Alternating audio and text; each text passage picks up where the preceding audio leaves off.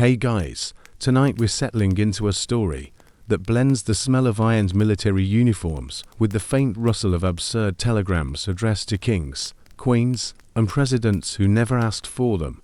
You're about to meet a man who crowned himself with words so long they could barely fit on a piece of paper.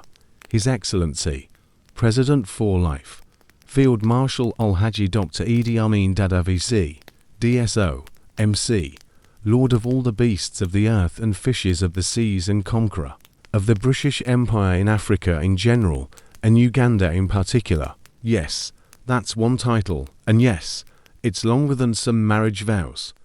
And somehow, while people feared him enough to cross the street at the mere sound of his name, others found themselves unable to look away from the theatre of it all. You probably won't survive this, at least not without shaking your head in disbelief a few times. So, before you get comfortable, take a moment to like the video and subscribe, but only if you genuinely enjoy what I do here. And let me know in the comments where you're watching from and what time it is right now. Now, dim the lights, maybe turn on a fan for that soft background hum, and let's ease into tonight's journey together. You're standing in the center of Kampala, the Ugandan sun still dripping gold over the city's rooftops, when a battered loudspeaker crackles to life.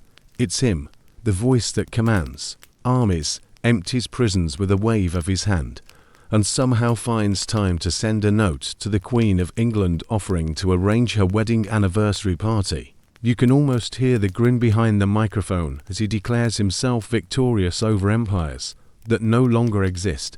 There's laughter in the crowd, not the free kind, but the tight, nervous kind people force out when they know the wrong expression could be fatal. Historians still argue whether Amin truly believed his own grandiose fictions or simply used them as a weapon, an absurd smokescreen that distracted from the blood pooling behind palace doors. Either way, you're watching a man who performs for the world stage while holding his own nation in a death grip. It's a strange balance. The terror is real, but so is the showmanship. One moment he's promising economic revival, the next he's challenging another head of state to a boxing match in public. You start to notice the way his soldiers stand a little straighter when he's near, the way market sellers drop their voices when his name comes up. Uganda breathes to his rhythm, whether it wants to or not.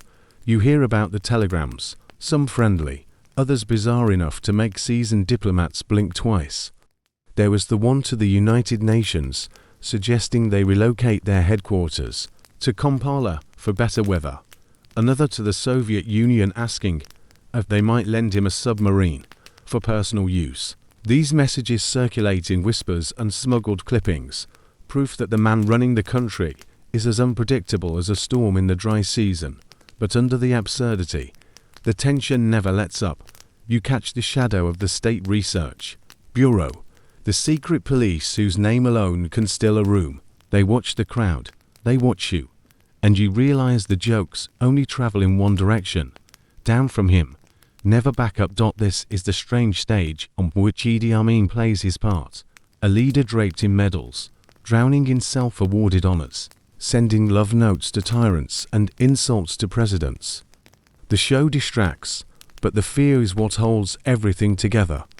And as you stand there, listening to his voice crackle through the speakers, you can't quite decide what's more dangerous, his cruelty, or his belief that the world is his audience.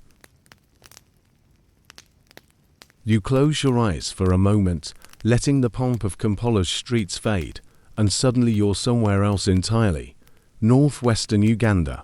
About 1925, the air is thick with the scent of wet earth after a night rain, and the huts here are simple, made from mud and thatch, standing in clusters like family members huddled for warmth. This is where Idi Amin Dada's story begins, though Dada isn't yet a name known beyond the village paths and the murmur of evening fires. He's a tall boy even before the years stretch him into a looming figure. There's no polished school uniform hanging in his home, no stack of books beside his bed. In fact, there's barely a bed, just a mat on the floor and a roof that leaks when the clouds grow mean. Education here is a luxury, And Amin, like most boys in his corner of Uganda, learns more from the riverbank and the hunt than from any classroom. Historians still argue whether he ever made it past the 4th grade, but no one debates the physical presence he carried even as a young man. By 1946, he's 18 or so, and Uganda is still under British colonial rule. Opportunities are few, but the King's African Rifles, the colonial army, is hiring. The recruiters don't ask for academic certificates. They ask for strong arms, a quick salute, and the ability to follow orders without question. Amin fits the bill, though. He doesn't step in as a soldier.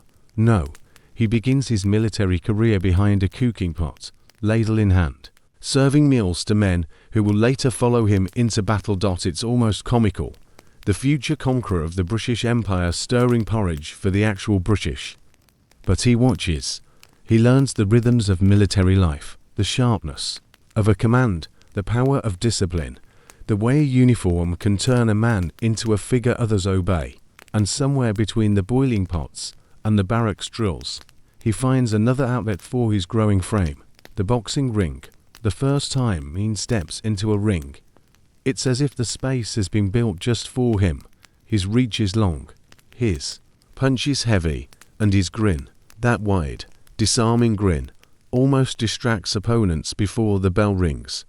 Soon, he's holding Uganda's light heavyweight title, and not just for a season. For 9 straight years. No one can take it from him.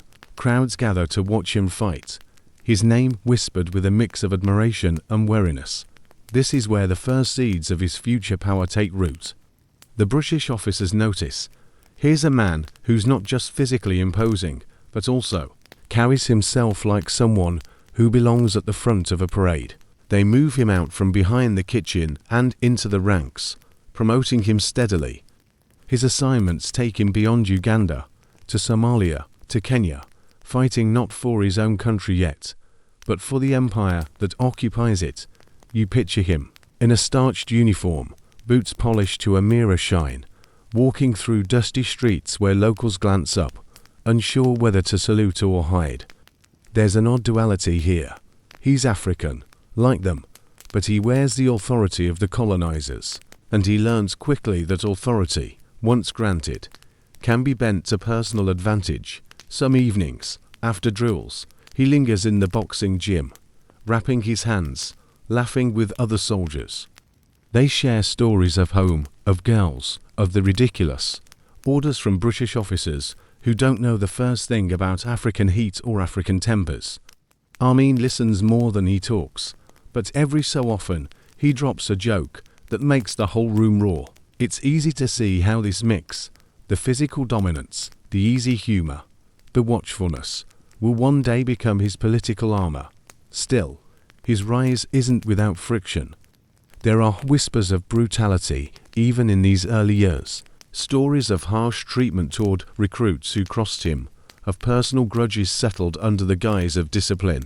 The record is patchy, but the pattern is there, like the faint outline of a storm on the horizon.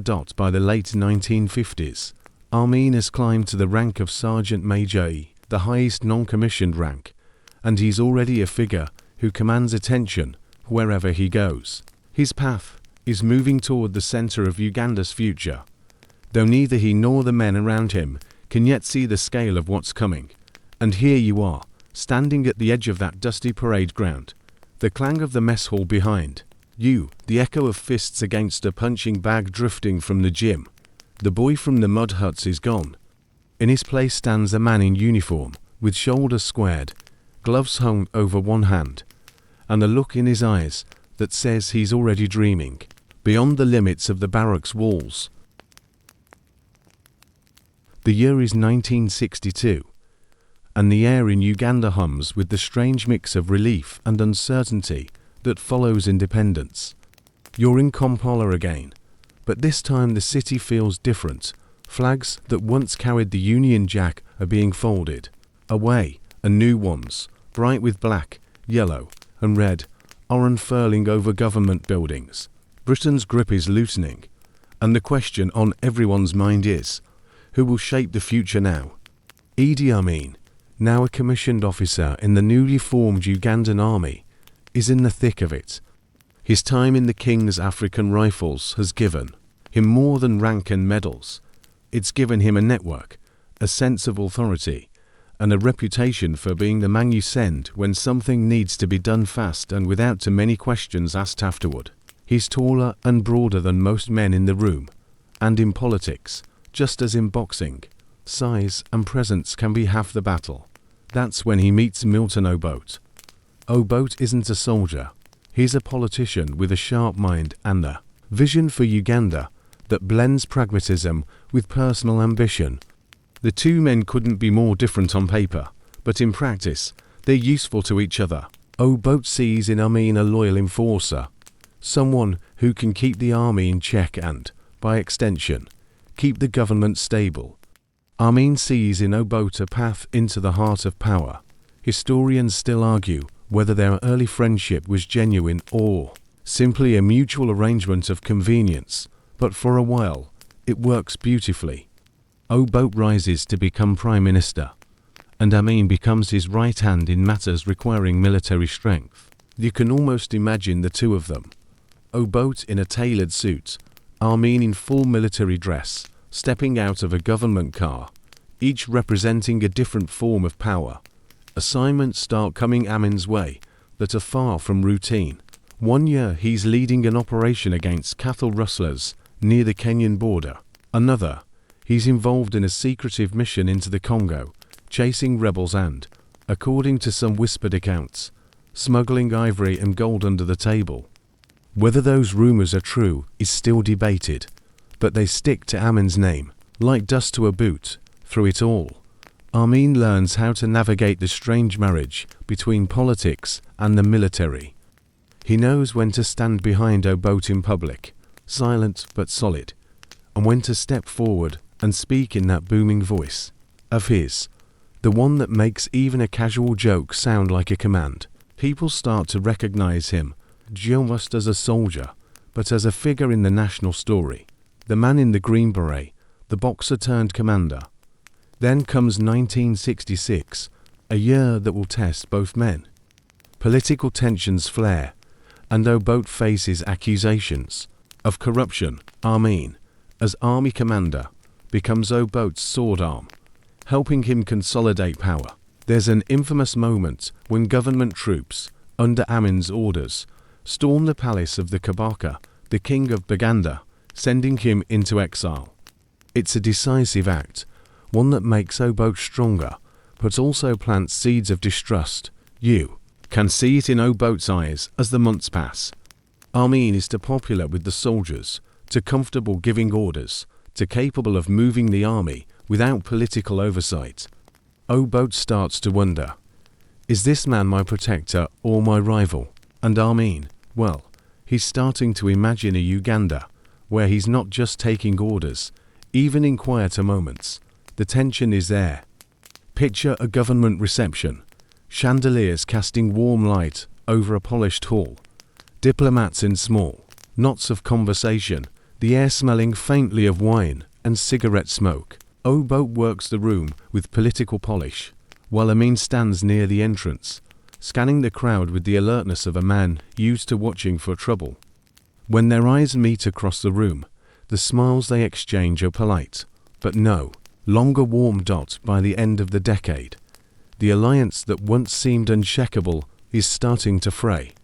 Uganda is a young nation, but its power struggles are already old in spirit.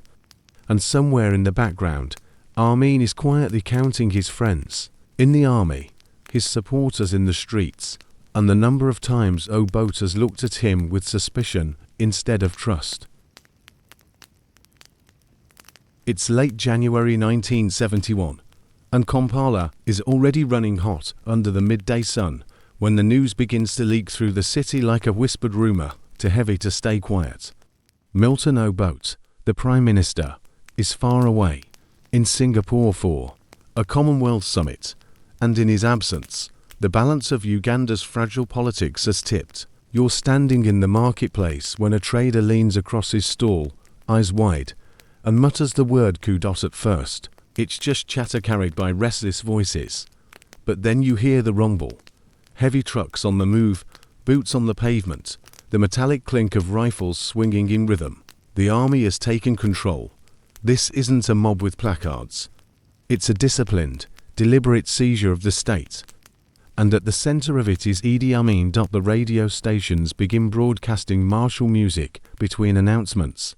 The voice that comes on is unmistakable, deep, steady, carrying the confidence of someone who knows the soldiers will follow his orders without hesitation. He accuses Obote of corruption, of undermining the stability of the country. He promises that this is not a power grab, but a rescue mission, to protect Uganda from chaos, to restore trust, to hold free elections as soon as things calm down. Historians still argue whether Amin had been planning this for months, or if he saw an opportunity the moment Obote's plane took off. Either way, the timing is perfect. Obote is thousands of miles away, and the streets are lined with soldiers who already see Amin as one of their own. The reaction is startling. Crowds gather not to resist, but to cheer. You watch as people press forward to catch a glimpse of the new leader, some clapping, others just relieved to see a strong hand on the wheel. After years of political tension, it's as if the country, still young and unsure of its own identity, has decided to gamble on the soldier with the booming laugh and the boxer's swagger. Amin plays his part well. He stands before microphones not as a polished politician, but as a man of the people, a simple soldier, as he calls himself. He even stages grand gestures to win goodwill. One of the most talked about is the state funeral for the former Kabaka, Mutisa II, who had died in exile after the palace raid in 1966. Amin personally escorts the body back, a move that earns him applause from those still bitter over Obote's treatment of the monarchy. For a while, it works. The streets are calm, traders go back to their stalls. In the army barracks, the mood is lighter. The man at the top is someone who understands their life, someone who trained, marched, and fought alongside them. And you might even feel a flicker of hope, imagining that perhaps a leader without political baggage could steer the country towards something better. But there's a tension in the way Amin moves, an alertness that never seems to fade. In public, he smiles and shakes hands. In private, he begins to watch, to measure, to note who's loyal and who hesitates before saluting. The coup has given him power, but it has also shown him the one truth every ruler learns quickly. Keeping power can be harder than taking it. At night, the city is quiet, but the quiet feels staged, like the pause before an orchestra begins. The soldiers remain on the streets longer than anyone expected, their boots echoing off shop fronts long after curfew. And in the State House, Amin sits with his officers, the maps of Uganda spread before them, talking less about elections and more about stability, security, and necessary measures. The image of the friendly reformer is still there for the cameras, but behind it, something else is stirring, something sharper, less forgiving, and far more dangerous. You don't know it yet, but this moment, this sudden, almost bloodless coup, will be the softest chapter in the story of Idi Amin's rule. The mask is still on, but the man behind it is already calculating how long he'll need to wear it before showing his true face. The weeks after the coup are strangely calm, almost too calm, like a stage set where all the actors are smiling, but you can hear the faint sound of the stagehands arguing behind the curtain. Amin keeps showing up in public as the soldier of the people, waving to market women, visiting barracks, speaking in plain, earthy language that makes him sound more like a neighbor than a head of state. But the mask doesn't stay in place for long. You start noticing small shifts. Soldiers from certain units quietly disappear from the capital, reassigned to postings so far away they might as well be exile. New faces, loyal faces, take their place. Newspapers begin printing glowing headlines about the new leader, and only the new leader. And if a reporter tries to dig deeper, they stop appearing in press briefings or anywhere at all. Historians still argue whether Amin ever seriously intended to hold elections. What is certain is that less than a year into his rule, the promises of democracy are already fading like old paint. Instead, he begins strengthening national security, a phrase that, in practice, means giving his security forces free rein. That's when the State Research Bureau starts making its name. On the outside, it looks like any other government. Officer faded paint, dusty blinds, a guard at the door. On the inside, it's the heart of the regime's new machinery of fear. People taken there rarely return, and those who do emerge changed, their silence telling you everything you need to know. Amin's first major purge targets the army itself. He knows Obote still has loyalists in the ranks, especially among the Akali and Longo ethnic groups, so he moves against them quickly and brutally, replacing seasoned officers with men chosen less for their experience than for their allegiance to him. The message is clear. Loyalty comes first, competence second. You hear stories that chill you. A judge disappears after ruling against the government in a land dispute. A university professor is dragged from his lecture hall for criticizing the administration. Religious leaders who dare to speak out find their congregations suddenly surrounded by armed men. The reach of Amin's hand extends far beyond the capital, into villages where rumors alone are enough to bring soldiers to your door. And yet, in public, Amin still manages to mix fear with a kind of theatrical warmth. He greets visiting dignitaries with broad smiles and open arms, his medals catching the sun, his speeches peppered with jokes that make even the most nervous audience chuckle. It's a performance, and he knows exactly when to turn it on. One afternoon, you walk past a government building and see a mural being painted. Amin in full uniform, towering over a map of Uganda. The colors bright and bold. The artist works quickly, glancing nervously at the soldiers who stand nearby, rifles slung casually, but not carelessly. It's art as propaganda, and it's everywhere now, on walls, in newspapers, even on matchboxes. The leader's face is becoming as common as the currency dot behind the murals, though something darker is spreading. Families begin speaking in whispers at home, even when the doors are locked. Neighbors stop asking too many questions. People learn to measure their words, because you never know who might be listening, or for whom the transformation is complete. When you realize you've stopped thinking of Amin as a man at all, he's become a presence, like the weather, sometimes sunny and almost pleasant, sometimes a sudden storm that flattens everything in its path. And just like the weather, there's nothing you can do to change him. By the end of that first year, the Uganda that welcomed him with cheers is already fading. The hope was drained from the streets, replaced by an undercurrent of fear that runs just beneath the surface.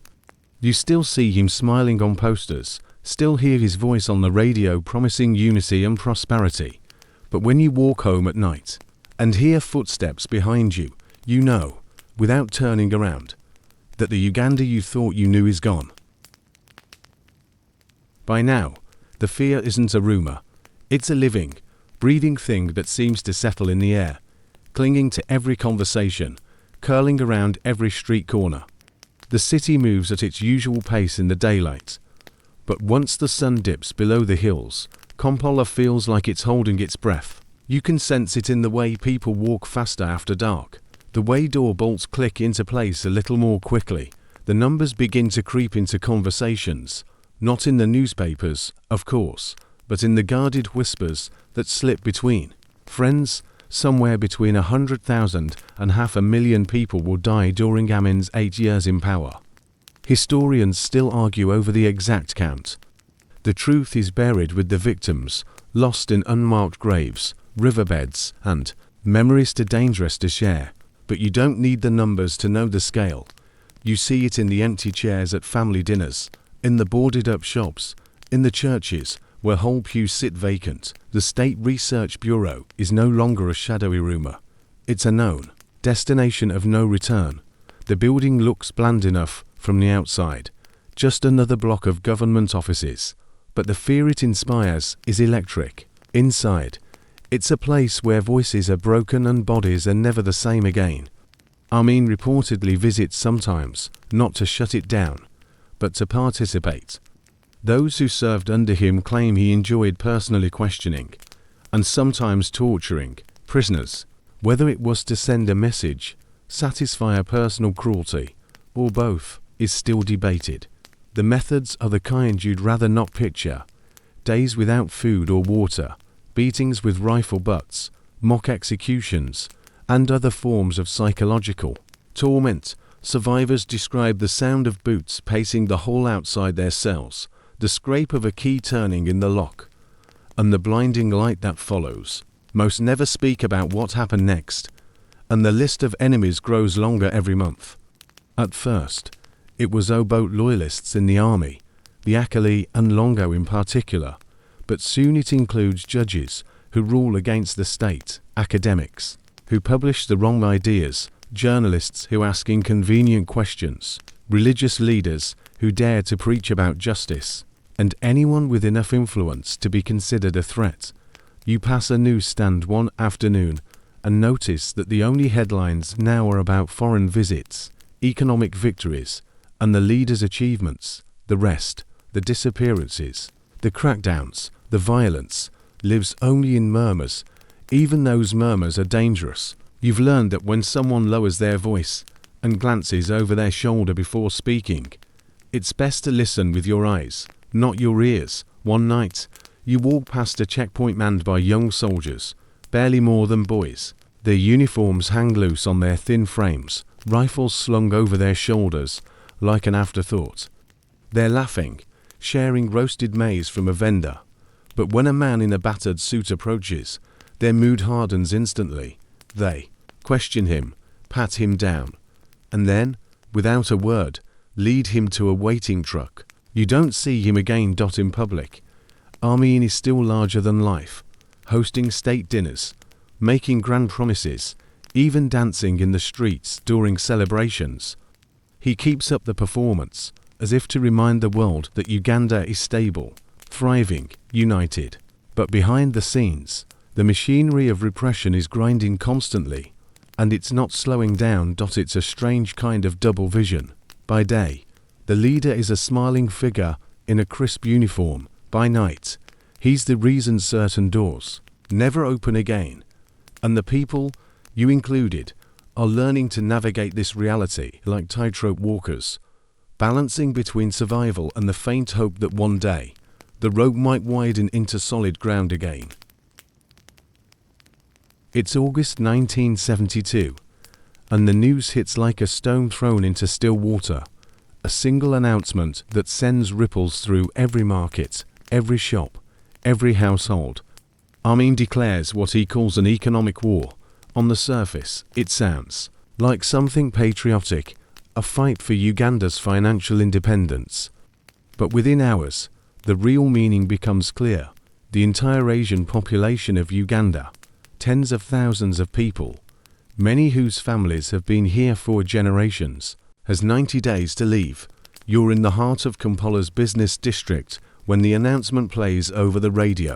At first, people blink in disbelief. The Asian community runs the backbone of Uganda's economy: shops, factories, supply chains.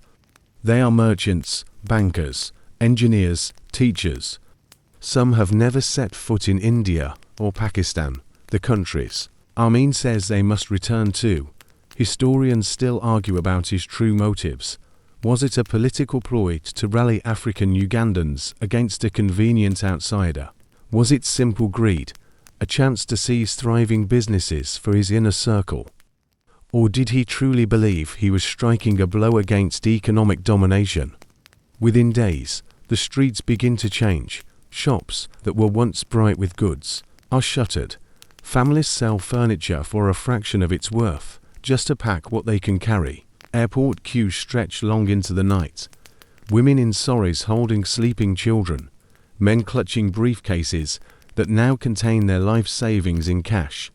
Some leave cars behind at the curb because there's no one to buy them. Amin promises that their businesses and homes will be redistributed to true Ugandans. In practice, that means handing them to military officers, loyal friends, and political allies, many of whom have no idea how to run them.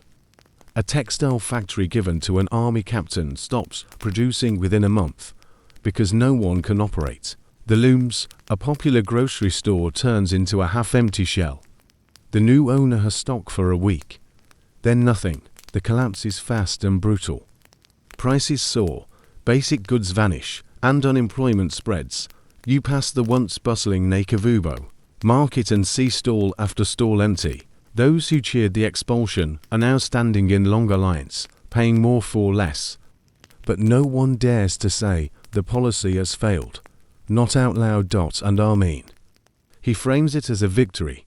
State radio broadcasts his speeches declaring that Uganda is finally free from exploitation. He poses for photographs in confiscated shops, holding up goods as though personally delivering prosperity. The irony is almost too much to bear when you walk past factories now silent, their gates rusting shut. One evening, you see a small Asian-owned cafe closing for the last time. The owner, a man with deep lines on his face, hands the keys to a soldier who doesn't even look at him. The man's wife lingers at the doorway, glancing at the empty street as if memorizing it. You know, and they know, they will not be coming back. By the time the 90 days are up, the city feels hollowed out. Uganda has lost not just its merchants and business owners, but an entire layer of skill, trade knowledge, and social fabric. The economy will not recover for decades. And yet, on the radio, Amin's voice booms with triumph, as though the nation has just won a great battle.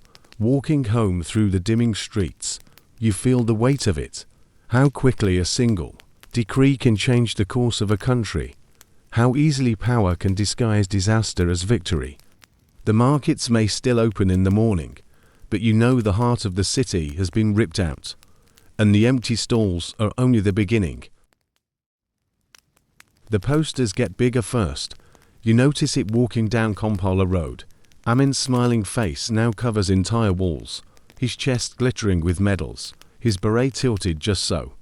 The captions beneath are longer too, crammed with titles that take a full breath to read. His Excellency President for Life Field Marshal Al-Haji Dr. Idi Amin Dada VC, DSO, MC, Lord of all the beasts of the earth and fishes of the seas and conqueror of the British Empire in Africa in general, and Uganda in particular. You almost expect the print to wrap around the corner of the building just to fit it all in. This is the age of Amin's cult of personality, and it's growing like a vine that won't be trimmed. State radio runs songs praising him as the father of the nation. Newspapers run front-page spreads of him inspecting troops, shaking hands with schoolchildren, or cutting ribbons at new buildings. Even schoolbooks begin slipping his image onto pages, as if history lessons cannot proceed without him watching. But it's not just local adoration. Amin is performing for the world stage. His telegrams to foreign leaders are legendary for their mix of humor, arrogance, and unpredictability. 1 month, he sends the UN a proposal to relocate their headquarters to Kampala for better weather and a more central location. The next, he praises Adolf Hitler in a public statement, sparking outrage abroad, but barely a ripple at home, at least publicly. Historians still argue whether this bizarre diplomacy was calculated theater or genuine belief. What's clear is that it kept him in the headlines far beyond Africa. Western newspapers alternated between condemning him as a dangerous madman and treating him a grotesque curiosity. And Amin loved it. You hear stories, some true, some impossible to confirm, about his antics. Once, he allegedly sent the Queen of England a telegram offering to help her celebrate her wedding anniversary. Another time, he invited foreign journalists to watch him swim in Lake Victoria, boasting that crocodiles would never attack him because he was their brother. But the humor, if you can call it that, always sits on top of something sharper. At home, these displays reinforce the idea that Amin is untouchable, beyond ordinary rules. His image as the lord of all the beasts isn't just a joke. It's a reminder that he considers himself master over people, land, and even nature. In official ceremonies, the theatre reaches its peak. He arrives in convoys, flanked by soldiers in immaculate uniforms, the air alive with the sound of marching drums. Speeches go on 4 hours, with loyal ministers reciting his achievements as though reading scripture. You've sat through one of these events yourself. The applause is as choreographed as the military salutes, and the only person not looking at the clock is Amin himself.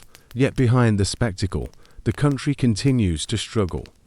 The economy is staggering from the economic war, and the exodus of the Asian community has left gaping holes in trade and industry. Food shortages creep in, but the official narrative never mentions them. Instead, you're told about new initiatives, great projects, and of course, the leader's unwavering wisdom. One afternoon, while buying bread, you overhear two men murmuring about a recent cabinet meeting where ministers spent an hour debating whether to add another title to Amin's name. It would have been funny if not for the fact that the same meeting ignored reports of unrest in the north. This is the absurdity of life now. The higher his image soars, the deeper the cracks beneath it grow, and still, people adapt. They sing the songs at rallies, they cheer during speeches, they clap for the parades. Some do it out of genuine belief, others out of self-preservation. You can't always tell which is which, and you don't ask. In a country where the line between performance and power has blurred completely, every cheer is both a shield and a surrender. You wake to the sound of a border that never sleeps, trucks groaning through mist, radios hissing in Swahili and Uganda, soldiers stamping cold feet in the dawn. South of you lies Tanzania, and with it a man who refuses to clap for Uganda's new actor king, President Julius Nyerere. You can feel the tension in court clotheslines strung across the backyards, one side blasting martial music, the other answering with measured silence, and a teacher's frown. Tanzania becomes the house with the porch light left on. Exiled Ugandans, ministers, soldiers, students, anyone who has slipped off Amin's list and lived, find refuge there. Camps appear near the border, meetings hum in back rooms in Mwanza and Dar es Salaam. Nyerere won't recognize Amin's government, and he isn't shy about saying so. That alone is a mainstream fact you can plant your feet on. 4 years, Tanzania with Nyerere at the helm offers sanctuary and moral opposition, while much of the world fidgets between outrage and apathy. Amin, who thrives on spectacle, treats the southern frontier like a stage. On radio he boasts, teases, and threatens, promising to teach the neighbor a lesson if they keep harboring traitors. And then there's the boxer's itch. He publicly challenges Nyerere to a boxing match. Yes, a literal ring, gloves on, Belding's kind of proposition. Winner takes the argument. You can almost picture the posters. Field Marshal versus Schoolmaster. For the record, Nyerere does not lace up. He prefers policy to uppercuts. Historians still argue whether that challenge was pure theatre or a misjudged attempt to translate Amin's ring charisma into regional politics. Either way, it lands like a joke told aloud at a funeral. People remember it, but no one laughs in the way the teller hoped. Meanwhile, the frontier flickers with smaller dramas. Patrols cross paths, shots crack at night and echo across papyrus swamps. The border markers themselves, dull concrete posts lost in elephant grass, become characters in the story, surrounded by men with clipboards on one day and men with rifles the next. Amin's broadcasts talk about historic rights, and maps appear in newspapers with shaded wedges that look suspiciously larger each week. You half expect Lake Victoria to sprout arms and scoot north just to avoid being annexed by press. Release. Inside Uganda, the pressure cooker whistles. The economy sags after the economic war, and dissenters, real or imagined, continue to vanish into the bureaucratic fog. Outward aggression becomes a useful vent. Militias drill harder. Speeches point south. Songs at rallies acquire an extra drumbeat. There's a quirk that sticks with you, a rumor that Amin's propagandists float the idea of a victory parade in Dar es Salaam once the teaching is complete, as if geography is just a suggestion. It never materializes, but the swagger does its job at home. Back across the line, life in exile ripens into organization. What begin as scattered groups of escapees start to network, merge, and plan. You hear new acronyms, new names, new commitments. Men who used to avoid cameras now sit in neat rows for group photographs, faces set, boots polished, hands folded over knees. The idea is simple and dangerous. When the moment comes, they'll return with help, not alone and not as a whisper, but as an answer with marching feet. All of this plays out against a wider African backdrop. The 1970s are a decade of coups, counter-coups, liberation movements, and boundary disputes. Maps glow like embers in a wind. The Organization of African Unity prefers the doctrine of non-interference, and most leaders, however uneasy about Amin's rule, choose public caution over confrontation. Nyerere is the outlier, the professor who keeps raising his hand when the rest of the class is trying not to be called on. You notice how language shifts when people talk about the neighbor. In Kampala's cafes, the jokes about teaching and boxing come with a forced grin, the kind that says, "Please don't report this." In Bukoba and Musoma, on the Tanzanian shore, the talk is quieter, more careful, a recognition that living next to a man who speaks like a storm, watching the clouds as much as the barometer, there's an odd, fringy tidbit you keep hearing. Amin supposedly offers to mediate British domestic politics from Kampala as if he's the empire's new customer service desk. Then in the next breath hints at moving borders as though they're dining room chairs. The whiplash isn't just rhetorical. On the ground, patrol commanders carry both maps and loudspeakers. One minute they warn, the next they announce. You think back to that crocodile brotherhood, boast and wonder if it's less a joke than a worldview.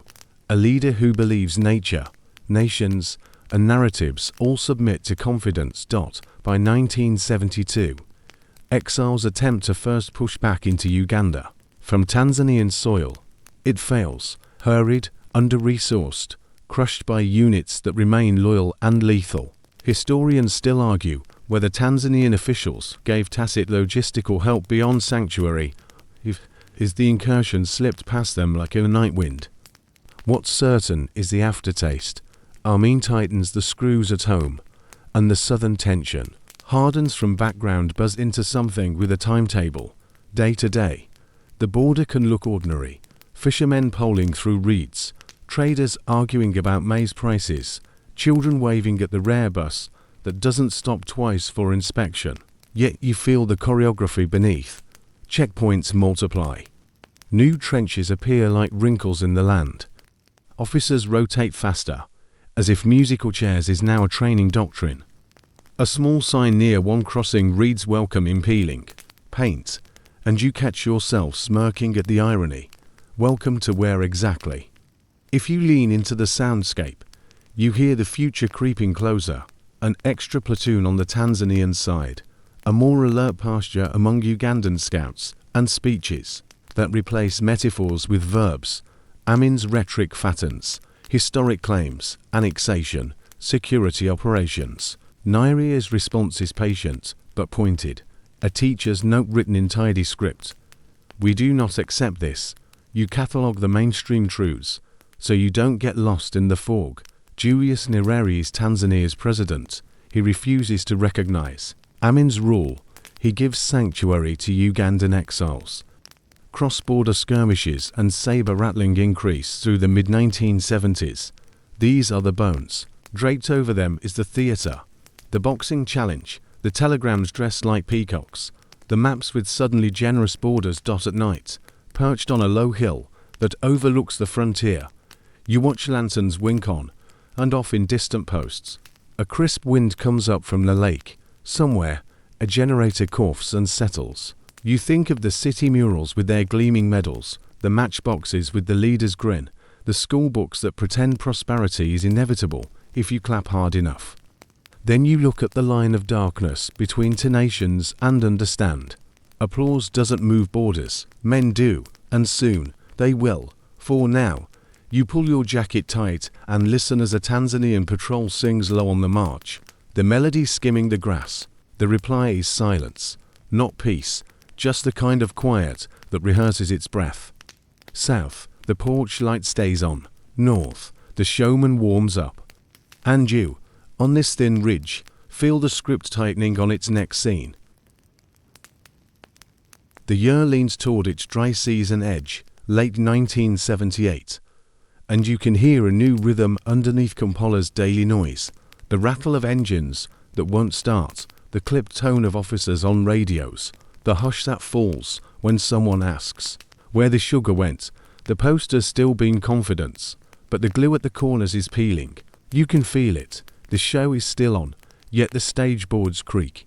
You queue for paraffin and listen to the soundtrack of a country wearing thin, a grocer apologizing for empty shelves, a mechanic improvising with wire and prayer, a mother bargaining for a handful of maize like it's jewelry. The economic war has left gaps you can measure in footsteps. You take more of them because the bus route is cut again. It's not just inconvenience. It's a kind of social vertigo. Prices lurch upward, then pretend to be shy about it. You make a joke to the man behind you. If we clap hard enough, maybe a tin of cooking oil appears. And he smiles in that careful way people smile now, eyes checking the space over your shoulder. In the barracks, the strain translates into volume. Officers bark louder. Pay arrives late or arrives thin.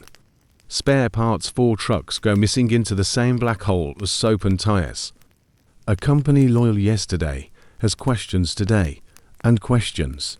In this climate, are treason rehearsals, rumors about assassination attempts multiply, each told as if the teller has the only true version. Historians still argue whether Amin faced a coordinated conspiracy or a scatter of frantic plots, but on the ground it feels like fever, hot, then cold, then sweat in the middle of the night. And then a fuse burns down in the west. A mutiny flares among units near the Rwandan and Tanzanian borders. Some soldiers bolt, others shoot their way free, and a ragged trail of uniforms heads south across the line.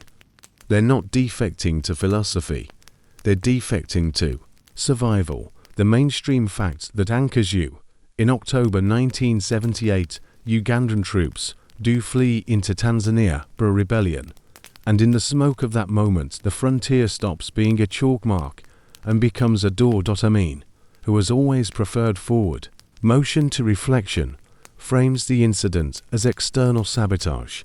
The radio calls it banditry sponsored by neighbors, the kind of phrase that wears a suit and carries a stick. Within days, counter units fan out, and maps come off walls for urgent briefings. You imagine the pointers tapping the paper, like impatient fingers. Here they crossed. Here we pursue. Here we teach. The story presented to the public is simple. Order will be restored. The story you can taste in the air is saltier. The army is fraying, and the leader needs a victory that arrives on camera. There's a fringe tidbit that floats through town like a paper aeroplane.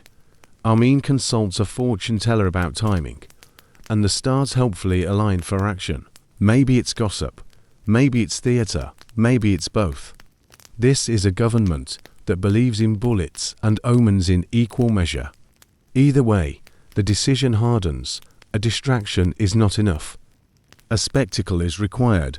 Inside headquarters, the words sharpen, preempt, secure, annex. Out on the streets, you watch truckloads of troops grinding past, boots dangling off tailgates, faces set in that long-distance stare soldiers wear when they think about nothing, so they can do anything. A junior officer you know slightly tells you the plan is short and decisive. You nod, while the part of your brain that remembers every short and decisive promise in history, a quiet footnote. Assassination whispers keep pace with troop movements. A convoy overturns on a bad road. A colonel's car explodes under circumstances that will always be unclear. A list circulates of officers transferred suddenly to posts without maps. Historians still argue whether these incidents were genuine plots, staged purges, or the chaotic bleed of a nervous regime. You don't need the forensics to decode the effect. Men lock doors they didn't used to lock. Wives pack small bags just in case. A few houses develop the new habit of keeping a second set of sandals by the back gate. Cafes thin out after dusk, replaced by checkpoints that breed like rabbits. The young conscripts from Section 6 are still there, but they're harder around. The eyes now, the way bread goes stale at the edges first, they joke less. When they do, it sounds like they're trying the words on for size rather than wearing them. You hear one tell another that Tanzania is soft, more books than bullets. The reply, books are heavy when thrown, earns a smirk. Light joke number 1 for the night. You allow yourself half a smile and keep walking. At a cabinet meeting, the agenda tries to pretend it's ordinary. Speeches, a new agricultural initiative, a discussion of morale-building concerts. But the minutes which you never see probably tilt toward uniforms, fuel, and the kind of logistics that reduce human beings to arithmetic on a chalkboard. Supplies concentrate in the southwest. Airfields get busy. Mess halls serve starch and bravado. A radio presenter you've never heard sound patriotic before suddenly sounds like a marching band. Amin himself remains a study in motion. One morning, he's in front of cameras praising regional friendship. That afternoon, he inspects troops with a smile that would be reassuring if the tanks behind him weren't idling like bored dragons. He switches between father of the nation and ring announcer with the ease of a man who has always believed roles are just costumes. You half expect him to declare a national holiday for swift victories in advance, the way a magician congratulates himself before the rabbit appears. Light joke number 2. You're allowed? Barely. You think again about the crocodile brotherhood boast, and it clicks into a pattern. This is a leader who treats nature and neighbors as props, as if confidence itself is policy. The trouble with this approach is that reality insists on being consulted, eventually. And reality, south of the border, is Julius Nyerere, patient, paper straight, not inclined to flinch when a microphone leans toward him. The Tanzanian army drills without parade glitter. The exile groups have been alphabet souping themselves into a force with both heart and clipboards. The hornet's nest, to borrow a phrase you'll need soon, is awake and well-fed. Inside Uganda, a smaller, pettier economy emerges, favors, side deals, petrol by the bottle. A mechanic offers you a miracle for your sputtering generator, a bolt that doesn't belong there doing a job it was not born to do. You call it policy in miniature. He laughs, then glances at the doorway. Light joke number 3. And even the doorway looks nervous. By the last week of October, any pretense that this is just a border kerfuffle evaporates. Orders go out with verbs that do not share, cross, occupy, declare. Soldiers who fled into Tanzania become the casus belli, proof for the microphones that the neighbor is meddling. The trucks roll, the headlines swell, the maps in newspapers acquire shading that looks suspiciously proprietary. On the ground, it means villages startled awake by engines, fields stamped by tracks, and signs taken down because they suddenly point the wrong way. You stand on a small ridge the day the first columns move, watching dust lift off the road in pale banners. The air tastes metallic, as if the city's radio towers were shedding flakes you can inhale. There's cheering somewhere, and singing too, but it sounds thin, like paper held to a flame. Bright for a moment, then gone. The official story is clean and quick. Traitors chased, order restored, borders clarified.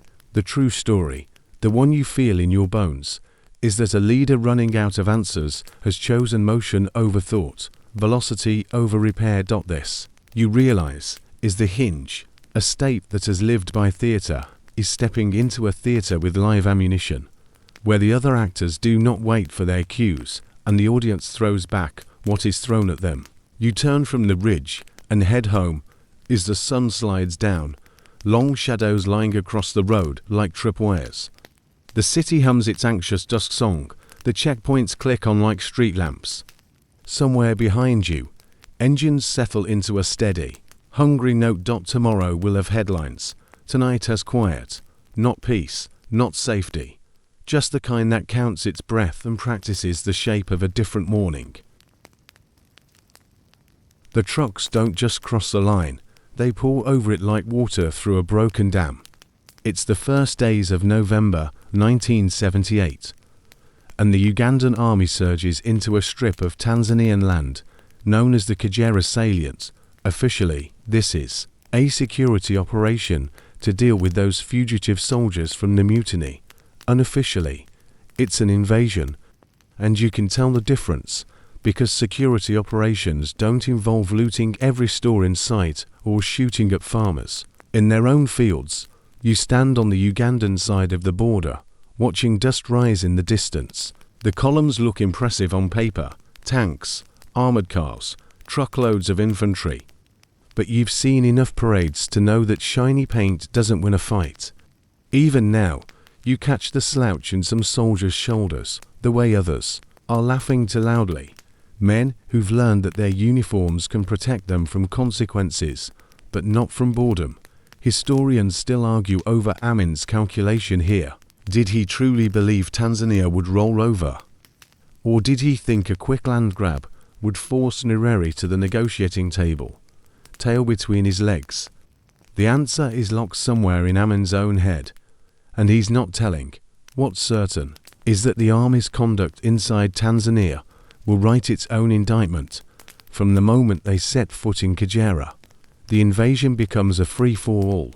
Shops are stripped, homes are burned, civilians are killed in numbers the regime will never admit. Soldiers load stolen goods into military trucks, sacks of sugar, crates of soda, even furniture balanced precariously atop troop carriers. You watch one lorry drive past with a sofa wedged between machine gun mounts, as if it's a prize in a very dark lottery. Back in Kampala, state radio reports overwhelming success and the liberation of Tanzanian territory. The word annexation is tossed in with the same casualness you'd use to announce a new football stadium. Amin himself goes on air to declare that Kagera is now part of Uganda, as if national borders can be redrawn by sheer force of personality. There's even talk of renaming the area after himself, though that one doesn't make it to print. At home, the invasion briefly works as distraction. Newspapers run front-page photos of smiling troops waving captured Tanzanian flags. Crowds gather to cheer returning units, some of whom still have looted radios under their arms. It's a show of strength, but you notice the details the camera avoids: the patchwork uniforms, the battered vehicles, the absence of discipline. You can't fake military readiness any more than you can fake a heartbeat. There's a fringe tidbit making the rounds among embassy circles. A Ugandan officer supposedly gifts Amin a live cow from Tanzanian territory, claiming it as tribute. Whether or not it's true, the image sticks in your mind. A dictator treating war like a harvest. The real harvest, though, is trouble. Nyerere, who has held his temper for years, isn't just irritated, he's done. His public speeches drop the polite qualifiers and go straight to the point. Amin's regime is a threat to the region, and it will be removed. This isn't the teacher writing another note on the board. This is the teacher closing the book and walking straight toward the class troublemaker. In the markets, the mood shifts again. That brief flicker of patriotic pride after the invasion starts to fade into unease. Everyone knows Tanzania's army isn't enormous, but they also know Nyerere is a deliberate man, not prone to bluffing. And then there's the other piece.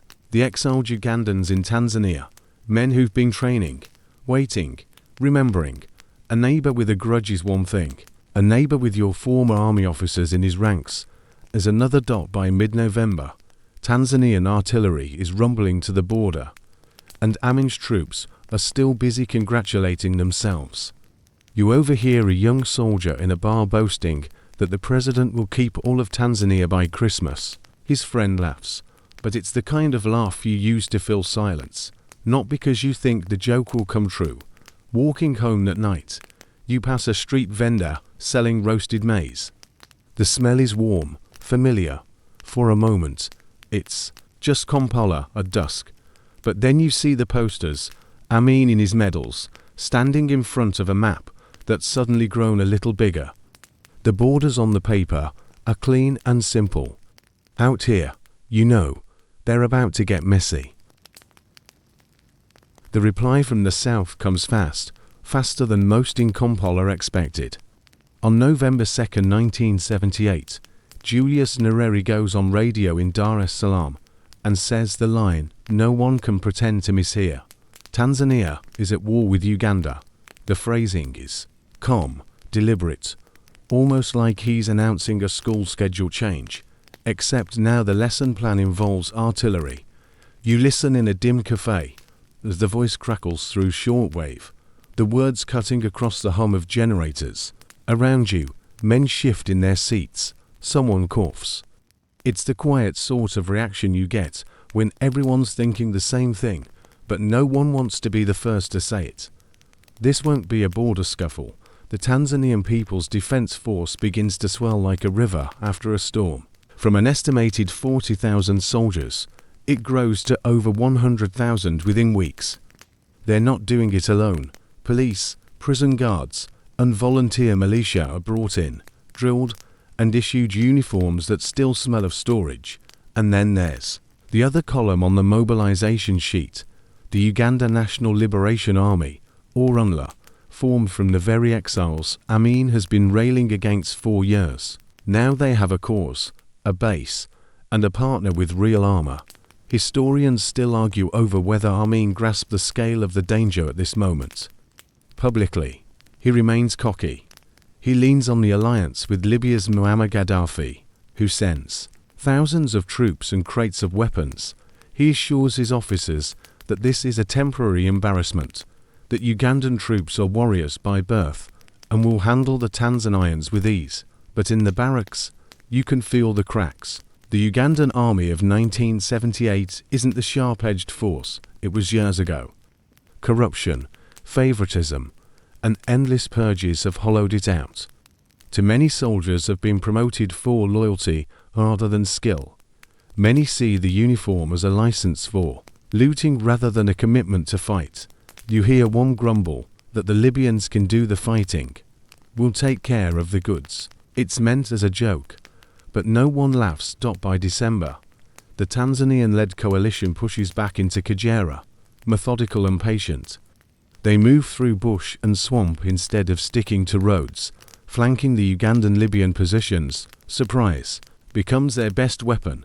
The Libyan tanks, heavy and road-bound, can't follow through the terrain, while Tanzanian infantry slip past like water, striking where least expected. You hear of one battle where Ugandan soldiers abandon their Libyan allies mid-fight, vanishing into the trees before the first wave of Tanzanian fire even ends.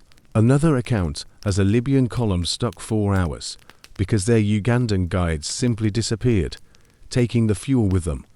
Amin's public line is that these are tactical redeployments. In private, he's shifting units like furniture, hoping the next arrangement will hold. There's a quirky, almost surreal tidbit. Tanzanian soldiers are issued slips of paper with Luganda phrases, so they can shout surrender orders that Ugandan troops will understand. Some of the pronunciations are comically bad, but the point is clear. This is a campaign aimed at taking territory, not just pushing it back. By February 1979, the coalition has not only reclaimed Kagera, but crossed into Uganda, town by town. They advance northward, each victory adding weight to the inevitability pressing on Kampala. Amin still appears on state radio, talking about crushing the invaders and teaching them a lesson they'll never forget. But in the markets, the tone is shifting. You hear the murmured questions. How far will they come? And will Amin be here when they do? One evening, you find yourself near the southern road, watching a ragged group of Ugandan soldiers straggle back toward the capital. Their uniforms are muddy, their boots unevenly laced. One is carrying a radio on his back, antenna bends at an odd angle. They don't look like men returning from victory. They look like men returning from a place they'd rather not talk about. The Tanzanian advance is slow by design, steady enough to keep supply line intact and morale high. It's a lesson in the opposite of Amin's style. No bluster, no grand titles, just one foot in front of the other, toward the capital. And the capital, for all its parades and posters, is starting to hear them coming.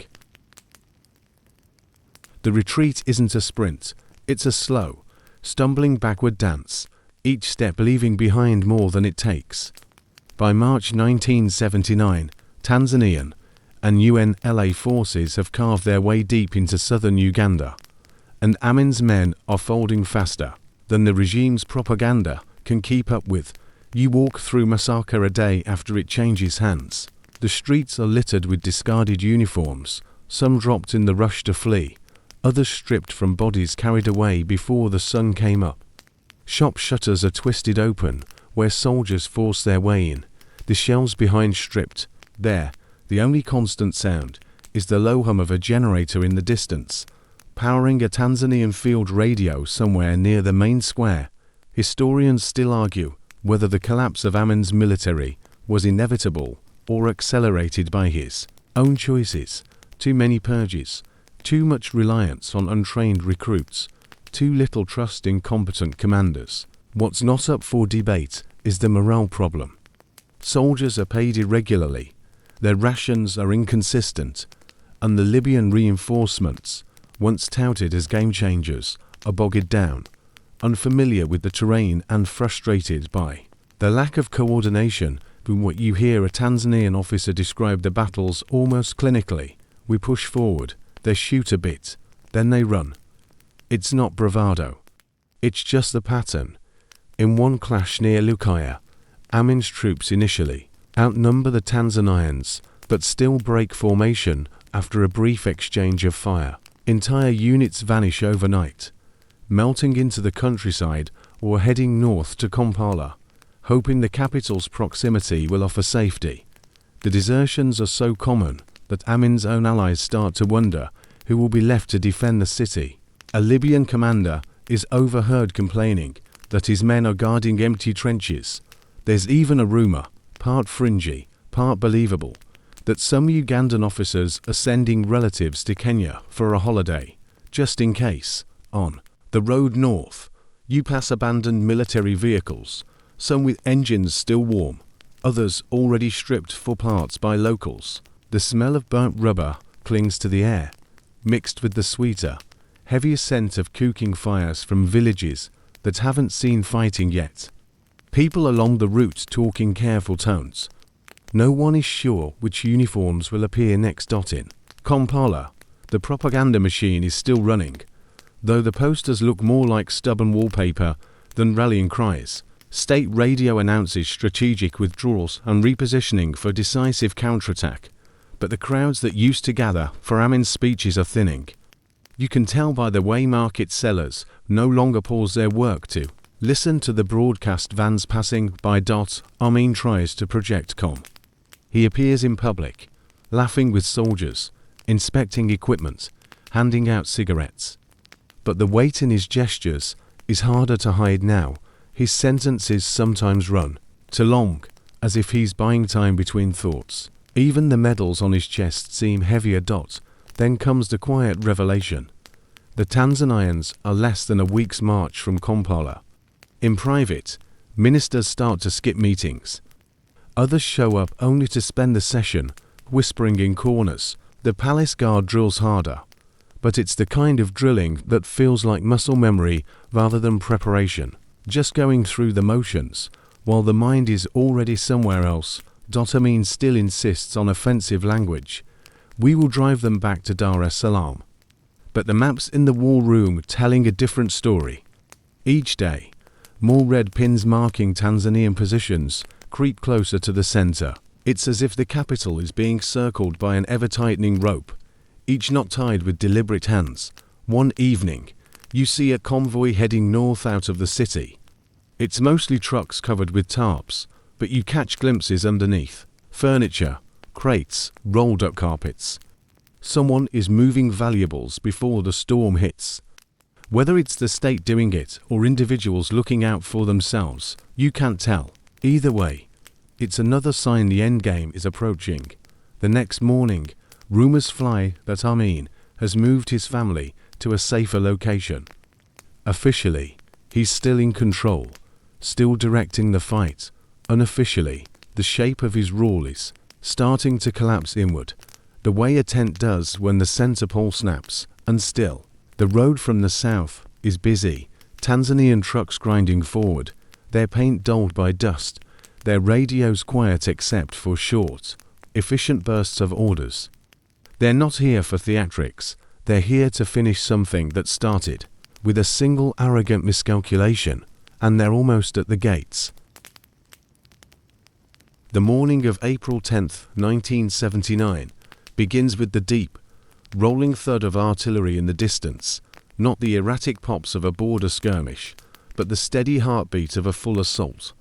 By now, you know the difference. Kampala has been bracing for this moment for weeks, but when it arrives, it still feels abrupt, like a door kicked open in the middle of the night. From the hills outside the city, you can see the first plumes of smoke rising, black against the pale blue morning sky. The Tanzanian-led coalition has reached the capital's edge, and their methodical advance is now pressing into its streets. You can almost trace their routes by the rhythm of gunfire, bursts, then silence, then bursts again, moving steadily closer. Amin's remaining forces try to make a stand. Roadblocks sprout overnight, manned by soldiers with hollow eyes and dirt on their collars. Some fire at shadows, others just watch the roads with an empty kind of focus. Historians still argue whether these men are fighting for the regime, for themselves, or simply because there's no safe way to leave. Through the day, the coalition forces push deeper. The Tanzanians keep their momentum steady, avoiding reckless charges, clearing one block before moving to the next. Unla fighters, many of them returning to the city they fled years ago, move with a grim purpose. Their fight is personal. You can feel it in the way they check doorways, in the tight set of their shoulders. By the afternoon, Amin's army is visibly splintering. Some units are still engaged in firefights. Others are slipping away entirely, trading uniforms for civilian clothes. A Libyan contingent tries to hold ground near the city center, but without local coordination, they're quickly overrun. You see one of their armored vehicles abandoned on a side street. Its hatches open, engine cold. Crowds start to gather in areas already secured by the coalition. At first, people peer out cautiously from shuttered windows. Then doors open, and they step into the streets, tentative at first, then faster. By evening, the cheering is rising, not the forced applause of parades past, but raw, relieved noise. Flags are waved, hugs exchanged between strangers. It's as if the whole city is exhaling after holding its breath for 8 years. And Amin, he's gone. Sometime during those last hours, he slips away. The details blur into rumor. A convoy to Entebbe, a plane waiting, a flight first to Libya courtesy of Gaddafi, later to Iraq, and eventually to Saudi Arabia. Whether he leaves with a carefully packed entourage or in a scramble is still debated. But the fact remains, when the coalition enters the heart of Kampala, the man who called himself the conqueror of the British Empire, already out of reach. April 11 seals it. The Tanzanian and UNLA forces march into the city centre unopposed. The presidential palace is taken, the parliament building secured. Amin's portraits, once staring down from every wall, are being pulled down, rolled up, or burned. State radio switches hands. Its first broadcasts announcing the fall of the regime and the liberation of the capital. You walk through streets where the air smells of smoke and dust, but also something else, cooking fires rekindled, as if people are daring to think about tomorrow again. Children weave between the legs of soldiers, some too young to remember a time before checkpoints and curfews. In the markets, traders are already opening stalls, even if there's little to sell. It's less about commerce and more about claiming space again, about saying, we're still here. The rhythm of the city is cautious, but undeniable, life trying to take root in the cracks left by a collapsing dictatorship. Yet, under the relief, there's an awareness that the hard part isn't over. The economy is in ruins, the institutions gutted, the trust between neighbors frayed. But for tonight, Kampala belongs to its people again, and they fill the streets with noise and movement, as if to drive out the ghosts of the last 8 years. You find yourself standing at the edge of the crowd, watching a group of young men tear down one of the massive murals of Amin. The face that once loomed over the city falls into itself as the paper crumples, the long string of titles reduced to scraps at your feet. And you think, this is how it ends for most tyrants, not in a blaze of glory, but in the quiet absence that follows when the people they ruled remember how to breathe.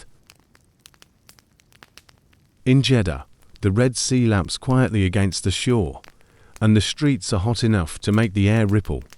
Here, far from the noise of Kampala, Idi Amin settles into a life that could almost be mistaken for retirement, if not for the trail of history that follows him like a shadow. The Saudi government grants him asylum on a single condition: he must stay out of politics. For a man who once measured his worth in titles, parades, and telegrams to heads of state, it's a strange kind of exile, comfortable but invisible.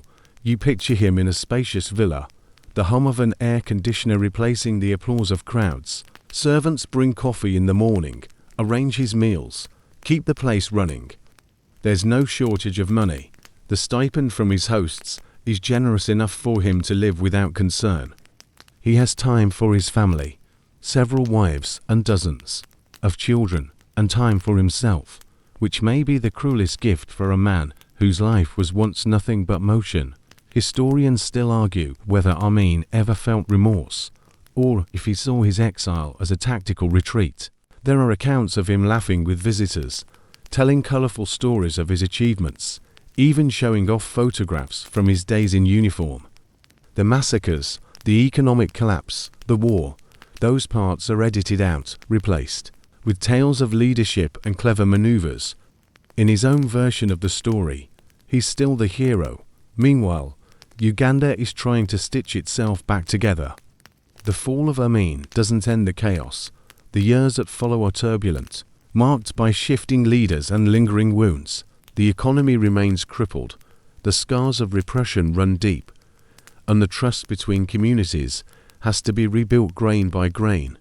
It isn't until 1986, under Yoweri Museveni, that a semblance of stability begins to take hold. But even then, the memory of Amin is never far, a warning etched into the country's political DNA. There's a quirky detail you hear years later. Amin supposedly enjoys fishing in Jeddah, claiming the sea respects him. Whether that's bravado or humor, it fits the pattern. The same man who called himself Lord of all the beasts of the earth, now casting a line in quiet waters, as if dominion has been reduced to whatever swims beneath his boat. For the world, his story becomes one of those cautionary tales rolled out whenever someone asks how much damage one man can do.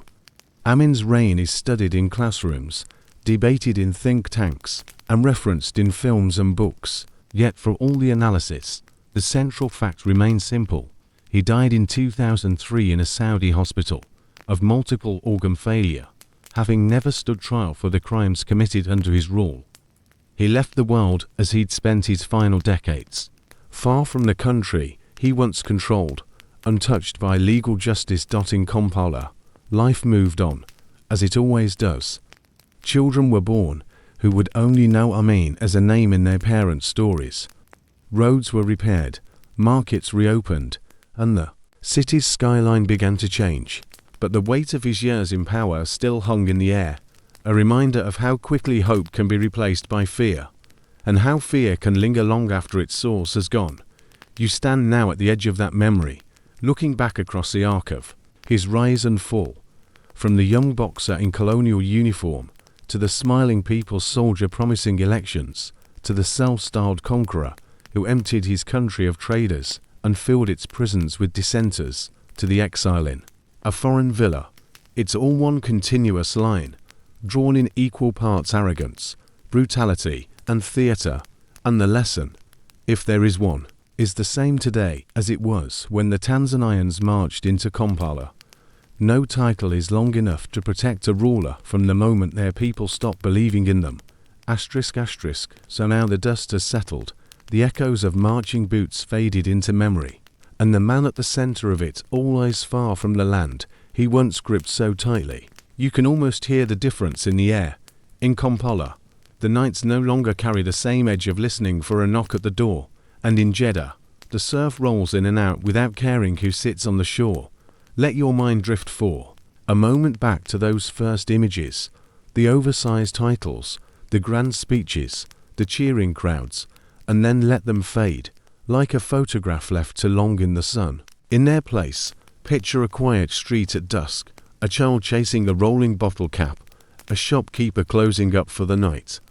Ordinary life, the kind that tyrants interrupt and history eventually restores. The rise and fall of Idi Amin is one of those stories that seems almost designed to keep you awake, a mix of absurd comedy and cold cruelty, of spectacle masking rot. But as it draws to a close, you can allow the sharp edges to soften. The lessons remain, yes, but they don't have to keep you from sleep. Instead, let them rest in the background while you focus on the smaller sounds around you now.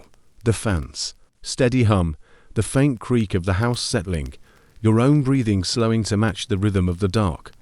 The stage lights have gone out. The curtain has fallen. The audience has gone home. And somewhere, beyond the reach of titles or borders, the night stretches on, deep, quiet, and yours.